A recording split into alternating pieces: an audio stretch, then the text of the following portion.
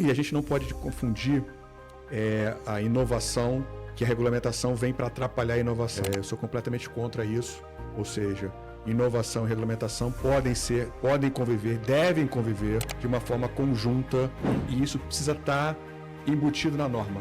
A norma não é para engessar, a norma é para ter certeza que nada de errado vai acontecer.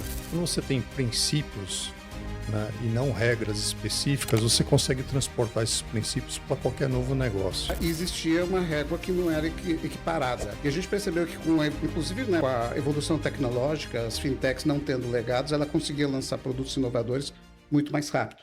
Está no ar o Águila On Air, o podcast do Águila Hub que conecta inovação, tecnologia e negócios. Oi, pessoal. Estamos começando mais um Águila On Air, o podcast da Águila Hub. E hoje eu estou aqui com dois amigos, dois convidados aqui, o Ed Maioli e o Luiz Lobo, e a gente vai falar um pouquinho de questões regulatórias que estão impactando bastante no mercado financeiro. Várias demandas e várias, né, determinações do Banco Central e dos reguladores. Então, eu convidei os dois amigos aqui para falar, para discutir um pouco sobre essa agenda regulatória do Banco Central. Queria, né, convidar o Luiz Lobo para se apresentar para o nosso público, primeiramente. Claro. Eu sou Luiz Henrique Lobo, eu trabalho no mercado financeiro há muitos anos. Eu tenho 30 anos de gestão de riscos e durante esses 30 anos uma participação e um envolvimento direto com a regulamentação. Eu vi a evolução da regulamentação ao longo do tempo, principalmente relacionada à gestão de riscos. E hoje, como conselheiro, consultor e palestrante, eu tenho uma outra perspectiva um pouco mais madura do entendimento de por que essas normas existem e para que elas servem, e eu pretendo compartilhar aqui com vocês um pouco. Legal, Luiz. Ed, por favor, se apresenta. Bem, então eu sou o Ed Maioli, como você já disse, também trabalho aí há muitos anos no mercado financeiro, 35 anos, né, sendo que a maior parte desse tempo foi na área de finanças, né?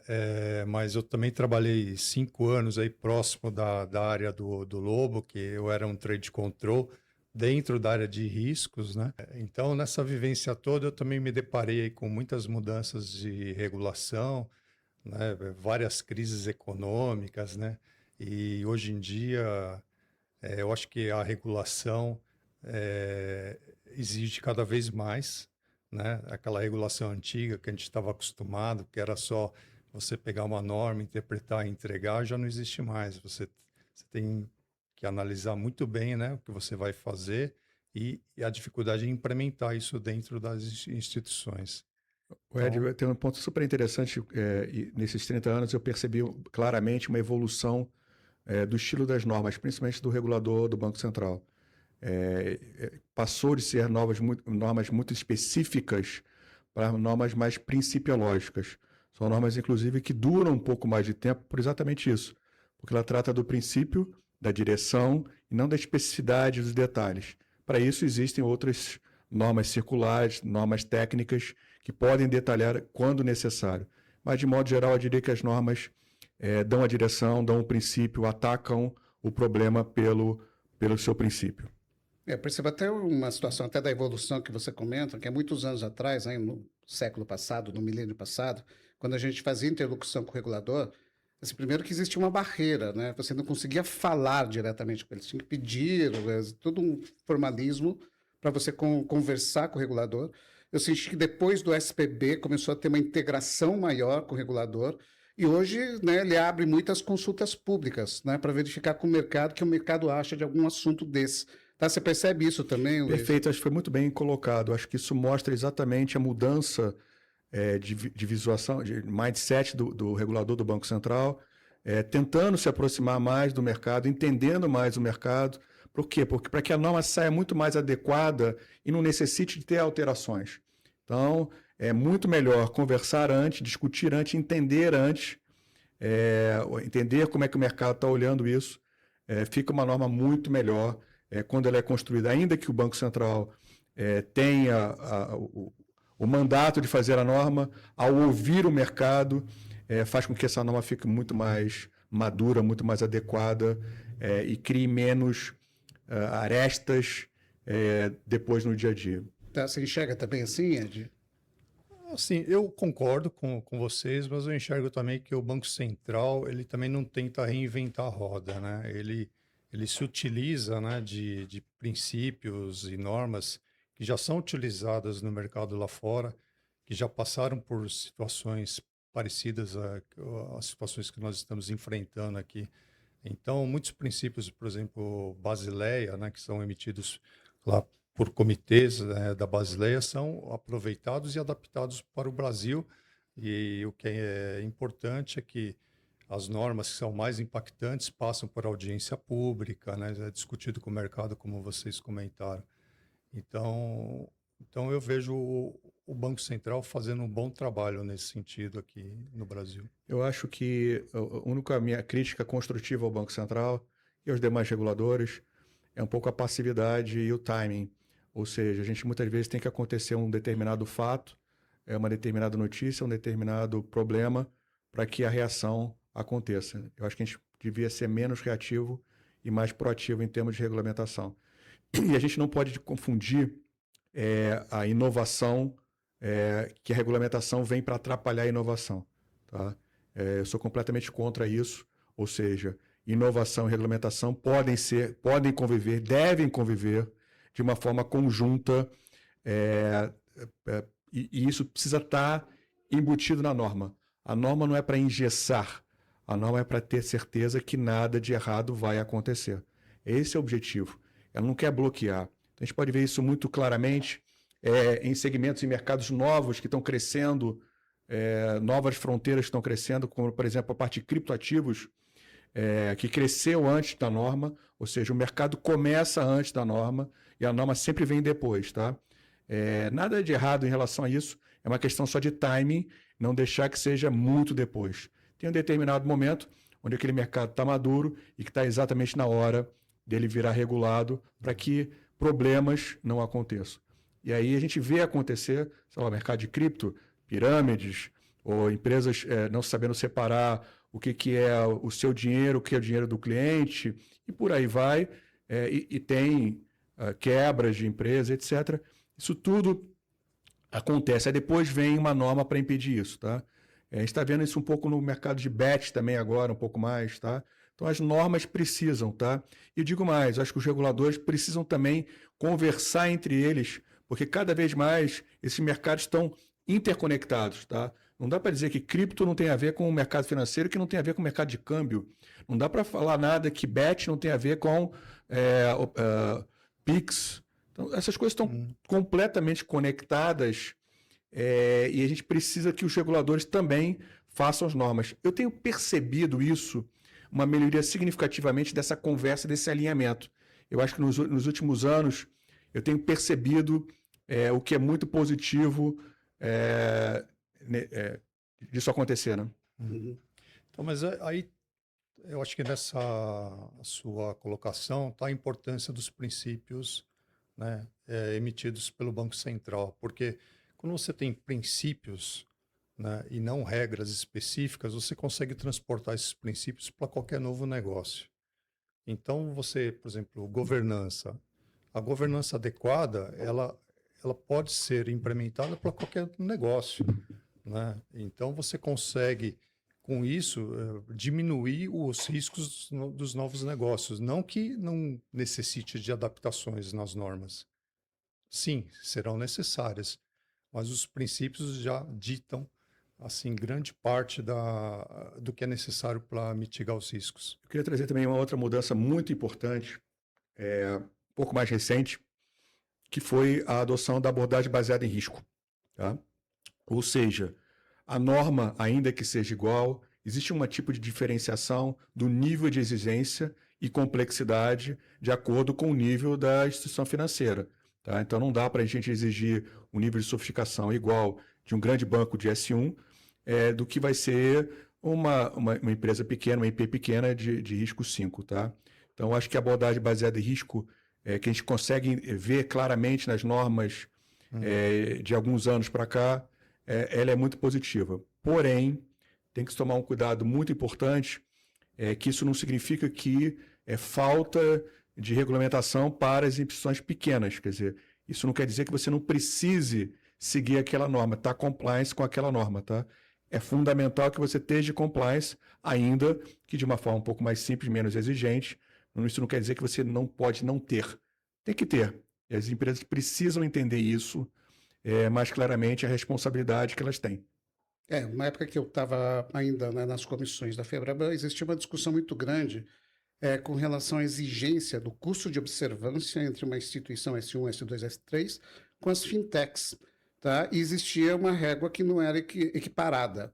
E a gente percebeu que, inclusive, né, com a evolução tecnológica, as fintechs não tendo legados, ela conseguia lançar produtos inovadores muito mais rápido. Tá? E, recentemente, a gente tem convivido muito com ataques cibernéticos, né? Dentro do sistema Pix, dentro do SPB e assim por diante, e a gente começa a observar cada vez mais uma régua mais alta do regulador com todo mundo. Tá? Como é que você enxerga isso, Luiz e Ed? Bom, deixa eu começar aqui. Ponto muito bom, muito atual em relação a isso, porque nós estamos vendo as consequências de pouca regulamentação, pouca exigência para quem é menor, as IPs. Então, as IPs tiveram esse benefício, só que algumas usaram de uma forma inadequada, errada. Significava que eu não precisava ter, e não é bem isso, tá?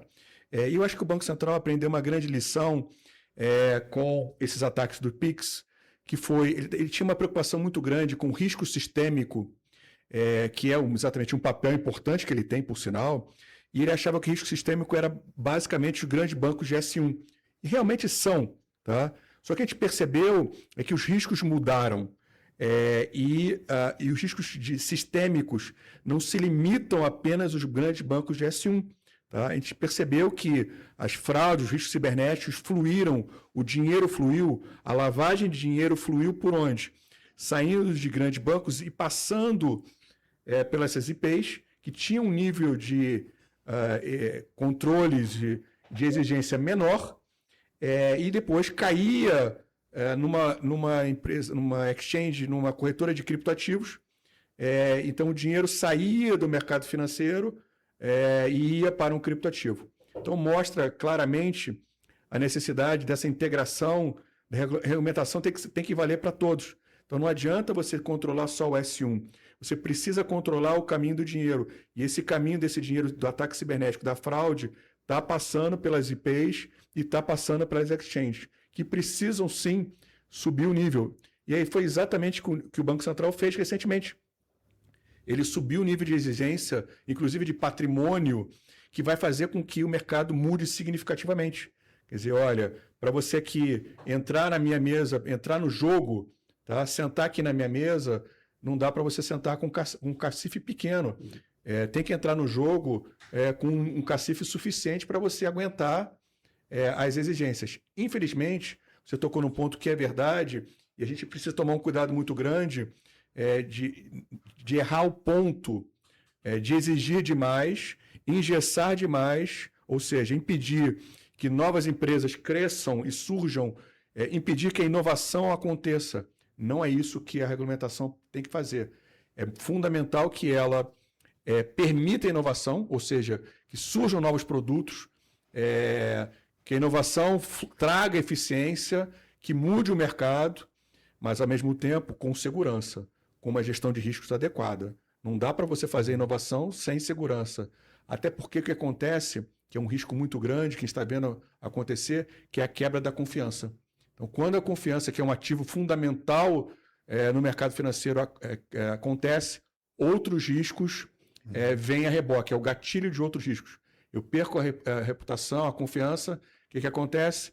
É a corrida para a liquidez, e aí a empresa quebra. Então, é muito importante que a norma que busque esse equilíbrio. A minha sensação é que os reguladores querem esse equilíbrio. Agora, achar esse equilíbrio é bem difícil, não é uma coisa trivial de acontecer. Não, perfeito, Luiz, o que você falou. Agora, para o Banco Central permitir que essa inovação aconteça, ele também tem que evoluir em termos de tecnologia para acompanhar a tecnologia dos negócios, né? Se os negócios são cada vez mais rápidos, digitais, né, em alta velocidade, o Banco Central também tem que fazer a supervisão na mesma velocidade, né? Ou pelo menos ali mais próximo. Não é possível ele, por exemplo, fazer a supervisão de uma instituição, de uma fintech, baseado num relatório que é enviado uma vez por mês. Hoje em dia, o processo é dinâmico, ele tem que ser baseado, essa supervisão tem que ser baseada em dados. E aí, né, eu acho que você não colocou confiança nesse sentido, mas o Banco Central tem que confiar nos dados que ele recebe. Por isso que eu achei interessante agora essa resolução nova, a resolução conjunta 18, porque ele traz esse conceito, né, que foi um problema que os supervisores globais sentiram lá na crise do subprime. Você lembra, né, Lobo, dessa crise? Não foi só uma crise financeira ou só uma crise de crédito imobiliário. Foi uma crise de informação, porque os reguladores naquela época eles não conseguiam dados agregados de risco com confiança no tempo necessário.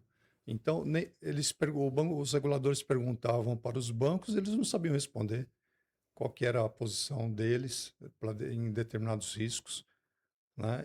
Ou demoravam demais e também utilizavam planilhas ou dependiam apenas de pessoas com conhecimento tácito daquela informação. Que vocês hoje já escreveram artigos da RC18, explicar para o nosso público o que é a RC18? Ah, sim. Você quer começar? Vai, eu começo. Então.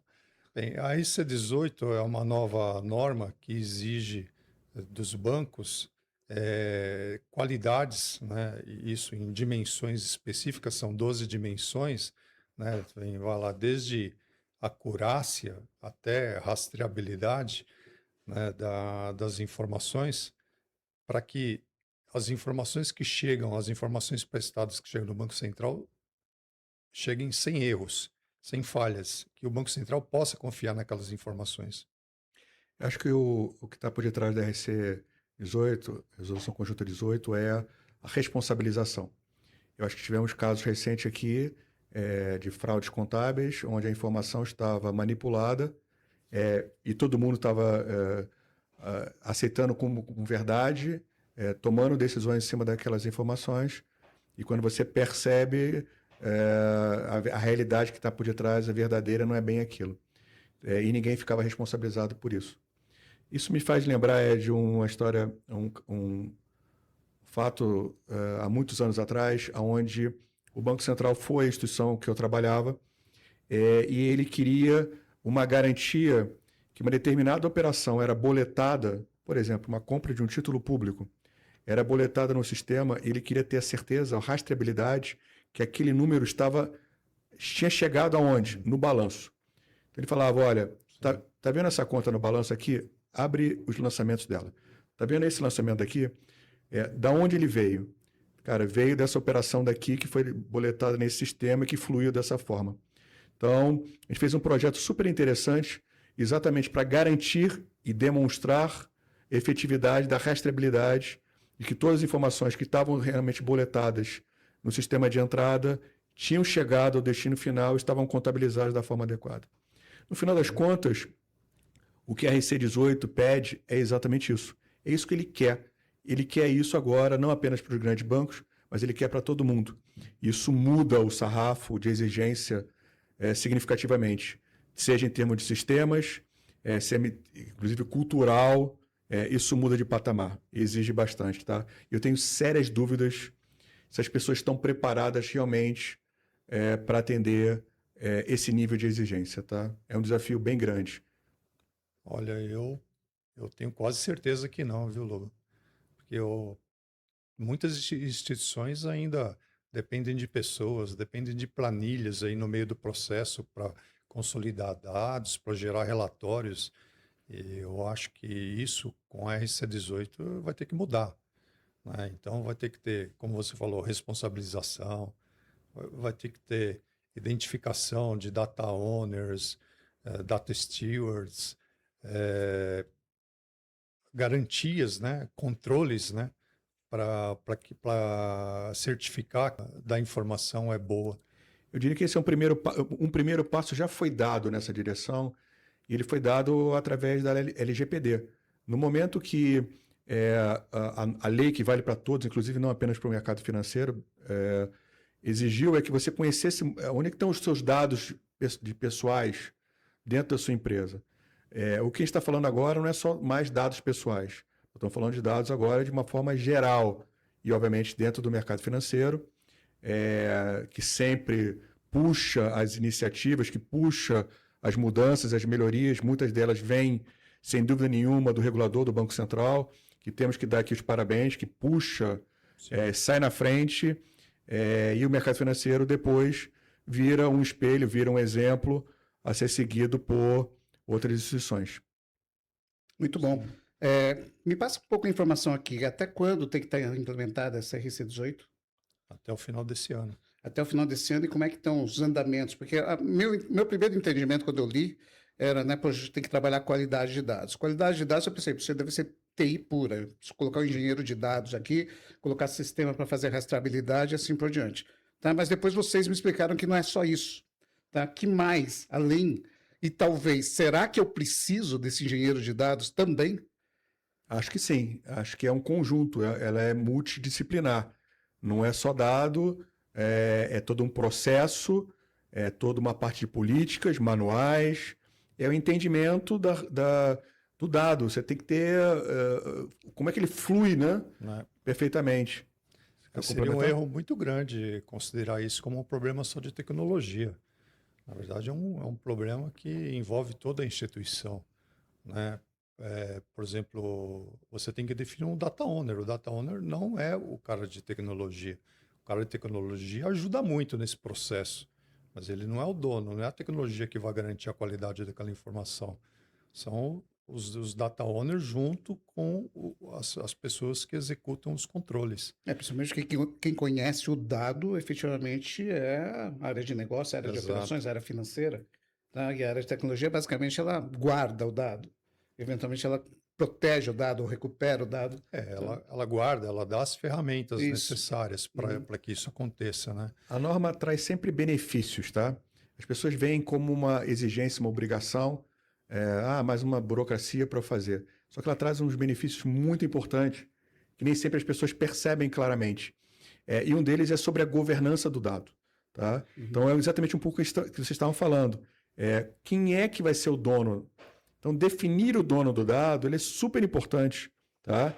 Como é que o dado vai fluir? Como é que é esse processo desse dado dentro da sua empresa? Onde é que ele é guardado? Tudo isso é a governança do dado. Sim. Isso é um benefício enorme que vai trazer. Sabe por quê? Mais uma vez, as pessoas olham só, é uma exigência do Banco Central. Só que dado, cara, é o combustível mais importante daqui para frente. Nós estamos falando aqui de inteligência artificial. Inteligência artificial sem dado não é nada. Tá? Então, é muito importante, cada vez mais importante, que você tenha essa gestão, tenha essa governança dos dados. Não apenas porque tem uma norma que exige, mas porque você vai precisar. De onde é que você vai tirar valor? De onde é que você vai tirar a inteligência? Aliás, dado bruto não serve para nada, né? O grande desafio é tirar a inteligência, lapidar esse dado. Então, essa norma, e mais uma vez, inteligência artificial, garbage in, garbage out. Então, se você também tem dado ruim, não apenas para o Banco Central, para a exigência dele, mas internamente, significa que você vai ter resultados ruins de modelos de IA. Pode ser que você tome decisões ruins baseados em dados ruins. Então, olhe não apenas do lado regulatório, mas olha os benefícios gerenciais que isso vai trazer, são muito importantes para o futuro de qualquer instituição financeira. Sim. Inclusive na questão específica de inteligência artificial, né, cada vez mais inserida dentro das realidades do dia a dia, a gente produz informação. Tá? E, eventualmente, essa informação ela pode ser exportada, né, para algum relatório regulatório e assim por diante. E aí os processos mudam novamente. Tá? Então, a gente está vivendo exatamente um momento de transformação super rápida da evolução tecnológica dentro de uma regulação que é estática. Então, na minha opinião, né, a RC18 é o pontapé inicial, mas ela tem que ser renovada todo ano, tem que ter uma melhoria contínua, uma revisão contínua, inclusive para você atingir um nível de maturidade eficiente, que traga efetivamente segurança, tanto para o regulador como para a população, de que as informações estão, né, acuradas e protegidas. Tá? Eu acho perfeito isso. Eu vejo, como você falou, como um primeiro passo. Um passo importante que virão outros. Tá? Da mesma forma que a LGPD talvez tenha sido um primeiro passo, esse talvez seja o segundo, e certamente vai a outro. Eu sinto muita falta do que eu chamo da SOX brasileira, que é uma responsabilização um pouco maior do que essa norma traz, mas eu acho que talvez seja o próximo passo futuro, seja para a gente evitar problemas maiores que a gente viu, como a fraude das americanas e tal, onde teve uma fraude contábil, onde teve fraude de dados, onde teve manipulação de operação. Isso talvez a SOX brasileira, quem sabe um dia surja, ela será muito importante, e eu acho que a RC18 é um primeiro passo nessa direção. Excelente. Tá? Outra coisa que a gente ouve muito falar, assim, o Banco Central ele, né, publicou, né, a lei, ou a resolução no final do ano passado, acho que final de outubro, início de novembro, tá? Num período que todo mundo já tinha fechado seus orçamentos, já tinha todo mundo definido qual seria, vamos dizer, o headcount da instituição. Falando de instituições menores, onde, né, o pessoal trabalha de forma muito enxuta, é um grande desafio tocar um projeto desse. O que vocês têm enxergado nas suas andanças de mercado? Olha, realmente é um desafio. Eu acho que muitas instituições vão tentar resolver isso de uma forma limitada, talvez começando pela política, o que eu acho um grande erro, né? Eu acho que o certo é a instituição realmente fazer um gap analysis, né? Olhando os processos internos, mesmo que não consiga, né, implementar um plano de ação completo, né, mas faça uma coisa mais simples no começo para eliminar esses gaps, mas é importante que ele entenda quais são esses gaps, né, o que precisa ser feito, né? Aí você parte para um plano de ação onde você tem ali soluções de curto prazo e soluções mais estruturais. Mas se você deixar para fazer isso daí muito tarde, você não vai conseguir cumprir e vai gastar mais. O desafio é enorme. Acho que o prazo é um deles muito importante. Eu tenho sérias dúvidas se o mercado como um todo conseguirá ter um nível adequado de enquadramento, tá? Talvez essa discussão comece agora no segundo semestre entre as associações e o Banco Central para ver se há algum tipo de flexibilização em relação ao prazo, tá? É muito desafiador, tá? Mas falando de desafios, eu acho que os desafios são diferentes de acordo com o perfil, o tamanho e a complexidade das empresas, tá? Então, eu acho que o desafio para os grandes bancos, as grandes instituições, é o seu tamanho, é a sua complexidade. O dado está fracionado, distribuído. Então, essa complexidade talvez seja o maior desafio, tá? Por outro lado, para quem é pequeno, onde tem pouca informação está concentrada, o desafio será tecnológico e financeiro. Então, você precisa equilibrar. Mas, mais uma vez, como eu falei no começo, é abordagem baseada em risco. Ou seja, todas as normas têm esse viés. Então, obviamente que você não vai exigir de uma instituição pequena um nível de sofisticação de uma grande instituição.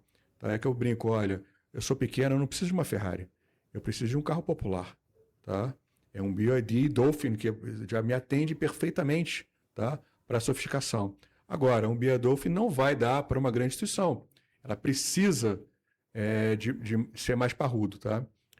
Outro desafio muito grande na implantação que eu acho, como a gente já tinha comentado um pouco mais cedo, é multidisciplinar. Vai envolver muitas áreas. Quando você está numa instituição pequena, envolver muitas áreas é muito tranquilo. Põe todo mundo numa sala e resolvemos aqui. Na hora que você vai para uma grande instituição, o desafio de colocar várias áreas, vários silos conversando, não é tão trivial. Tá? Então, independente de qualquer o seu tamanho, já deveria ter começado. Então, quem não começou está bem atrasado. Se preocupe bastante se você não começou ainda a olhar esse assunto. Tá? Amanhã, agende uma reunião e vá buscar ajuda. E essa ajuda nem sempre é trivial. Sabe por quê? Porque está todo mundo precisando da mesma ajuda. Com a 4966 não foi diferente. Todo mundo deixou para o último momento. O que aconteceu? Eu fui buscar ajuda no mercado. Todas as consultorias já estavam lotadas. Tá? Já não tinham capacidade de atender. Tá? Então, amanhã, agende a reunião, comece a ver e comece a olhar o que você realmente precisa. Tá? E tome essa decisão e vá para a implantação. É isso. Eu só tenho um comentário aqui que, né, uma das coisas que para mim parece mais complexo e conversando com algumas instituições a gente percebe é o primeiro passo. As pessoas, né, as empresas, os bancos, elas não sabem nem como começar um projeto desse. Tá? E a gente costuma dizer que, né, para quem não sabe o caminho a seguir, qualquer ônibus tá bom, né? Mais ou menos isso. Então, na verdade, acho que o projeto todo começa com uma avaliação do que eu preciso fazer, o que falta para atingir esse objetivo. Tá? E eu acho que assim, como você falou, é uma correria, tá? São poucas, conversando até com os bancos e com as associações, são poucas empresas capacitadas a dar esse suporte, e eu acho que é uma tremenda necessidade agora a gente, né, dar mais capilaridade, mais, né, capacidade de entrega para um projeto que é tão impactante assim. Porque é extremamente complexo. Eu penso assim, em termos até de diversidade, até de sistemas, mesmo na casa pequena, tá? Você tem diversos vendors, né, com soluções distintas. Eu lembro até que alguns bancos, até grandes, né, os projetos de cadastro único, porque eles adquiriam outros bancos, demoravam anos. Tá? E depois de 3, 4 anos tentando unificar os seus cadastros de clientes, eles compravam mais um banco, então tinha que começar tudo de novo. Tá? Então, são desafios que são exponenciais, a cada dia começa a ficar mais complexo ainda. E com IA, a IA pode te ajudar muito num projeto desse, mas ela também pode criar novos pontos de controle que a gente precisa colocar, tá? Inclusive em termos de governança. Né? Então, Queijo, você até perguntou, né? Quando tem que implementar esse requerimento novo? É o final desse ano, mas na verdade esse é um requerimento, na minha opinião, ongoing, né? Porque sempre que houver aí um novo relatório requisitado pelo Banco Central, a instituição vai ter que fazer esse mesmo trabalho para verificar se aquele relatório vai atender todos os requisitos de qualidade e tudo mais. Então, a instituição ela vai ter que mudar a área de compliance, por exemplo, para monitorar essa qualidade. Então, ela vai ter que monitorar de uma forma contínua e novos requerimentos virão adiante, né? Muito bom. E o que vocês enxergam para o futuro? Vamos dizer assim, que na verdade a gente tem essa regulamentação, mas tem outras que estão em andamento. Tá? O Banco Central soltou alguns questionamentos, né, para os bancos a respeito de provedores de TI, serviços críticos, assim por diante. A gente sabe que tem toda a regulação das SAVs, né, dos provedores de serviços de ativos virtuais em andamento. Tá? E a RC18, no final das contas, ela acaba impactando todo mundo que é regulado pelo Banco Central. Tá? Vocês enxergam evoluções para outras indústrias, para outros segmentos? Eu acho que, de modo geral, os bancos estão muito bem regulados. Tá? O grande desafio são novos segmentos que estão entrando, que não têm o mesmo nível de maturidade das instituições financeiras. Tá? Então, acho que tem 2 segmentos que estão indo para trabalhar com o Banco Central. O Banco Central vai começar a regular mais de perto. Eu diria que os ativos virtuais sem dúvida nenhuma, um grande desafio. É onde tem que amadurecer bastante.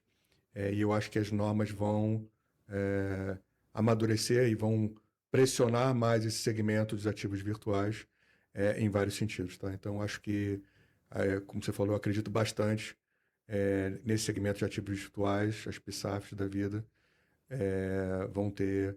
Acho que outro segmento que também tem que evoluir bastante, já evoluiu muito, mas tem ainda que amadurecer bastante, é o dos meios de pagamentos também. Eu acho que outro segmento que tende a ter novas normas e o mercado se adequar e se tornar mais eficiente. Não, então, eu acredito também que, né, existem outros segmentos regulados que eventualmente vão começar a seguir, né, as normas do Banco Central, como já seguem. Né? Seguros, eu acho que tem um potencial bastante grande. Tá? Existe a discussão do Open Insurance, o OPIN. Tá? Teve a adoção do SRO, do Registro de Apólices, que segue um pouco o padrão do que a gente já vê dentro do mercado financeiro. Tá? Então, acho que seguros é um próximo segmento que deve também aderir a uma exigência um pouco maior com relação à qualidade de dados. Perfeito, concordo plenamente. Tá? Existem outros segmentos que acredito que podem ser impactados também, mesmo né, comercializadoras de energia, outros segmentos assim que são, digamos, não tão regulados, mas exatamente pela falta de uma regulação mais rigorosa, acaba tendo um pouco de descontrole com relação até risco sistêmico. Tá? E acho que é uma questão da gente ficar atento, né? Onde mais existe a oportunidade da gente trabalhar proativamente na qualidade e governança de dados. O que eu defendo, Keiji, é que a RC18 ela não é só um requisito que você tem que atender. Ela também gera benefícios para a instituição, né? Porque se a instituição passa dados confiáveis para o Banco Central, significa que ela pode confiar naquele dado também para tomar decisões estratégicas, né? Então, mesmo que um segmento não seja ainda exigido pelo seu respectivo regulador que tenha mais qualidade de dados, aquela empresa, aquela instituição deveria copiar essa norma e sair na frente, né? Porque eu acho que é a tendência lá no futuro que todos tenham esse nível de exigência, né? Perfeito. Bom, gente, o nosso tempo está se esgotando aqui. Queria novamente agradecer a presença de vocês, a aula que vocês nos deram aqui. Espero que o pessoal tenha gostado, de mais um bate-papo aqui do Águila On Air, tá? Luiz, queria que você falasse as suas palavras finais desse nosso podcast. Eu queria deixar uma mensagem, uma reflexão importante. Não façam apenas porque é algo que é exigido pela regulamentação. Façam porque você acredita que aquilo é o certo, que aquilo realmente vai ajudar a sua empresa, tá? Eu acho que esse é o caminho. Na hora que a gente entende que aquilo não é meramente uma exigência burocrática, mas aquilo tem um sentido, tem um valor, isso é transformador para dentro das empresas. Então não é porque o Banco Central botou a norma de exigência da RC18 que eu tenho que seguir ela à risca. Você tem que seguir ela porque ela vai trazer um benefício enorme para a sua empresa em relação à governança de dados. Bacana. Ed, suas palavras finais? Bem, eu queria deixar a seguinte reflexão, né? A instituição deveria perguntar para si mesma: eu consigo garantir que aquela informação é precisa, rastreável e tempestiva, né? E todas as demais qualidades necessárias que ela precisa ter para atender a norma? Se não for assim um sim inequívoco, ela tem trabalho a fazer, tem problemas para resolver. Ok. Bom, gente, obrigado novamente pela presença de vocês, tá? Foi excelente a gente poder discutir isso e a gente vai ter a oportunidade de discutir outras questões regulatórias, outras demandas do mercado financeiro, tá? E queria agradecer a todo mundo que nos assistiu. Esse foi mais um episódio do Águila On Air, o nosso podcast da Águila Hub. Espero que vocês tenham gostado. Sigam a gente nas redes sociais e até a próxima. Está no ar o Águila On Air, o podcast do Águila Hub que conecta inovação, tecnologia e negócios.